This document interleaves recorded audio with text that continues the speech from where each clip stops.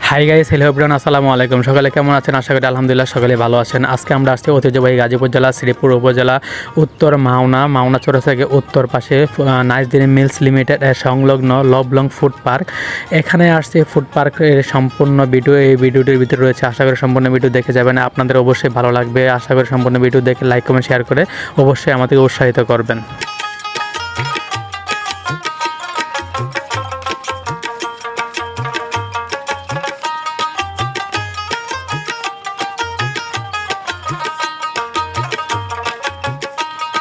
ভিতরে প্রবেশ করতে চোখে পড়ে যায় এখানে একটা ঝর্ণাধারা এবং পাশে অনেকগুলো সোফা বসানো আছে। এখানে দর্শনার্থীরা বসে কিছু সময় এখানে আনন্দ উপভোগ করতে পারে বাচ্চাদেরকে নিয়ে এই ঝর্ণাধারা উপভোগ করার জন্য, এবং এখানে বসে কিছু খাওয়া দাওয়া করার জন্য সুব্যবস্থা রয়েছে। এই পাশে অনেকগুলো ক্যান্টিন রয়েছে, দেখেন এই পাশটায় ফুড ছোট ছোট রুম রয়েছে।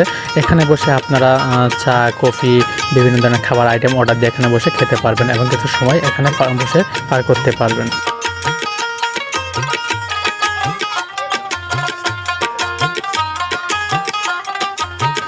লবলং এই ভিতরে এই ছোট্ট কেবিনটা আমার কাছে খুব ভালো লাগলো। এই কেবিনটা অনেকটাই দেখতে স্মৃতিসৌধের মতো।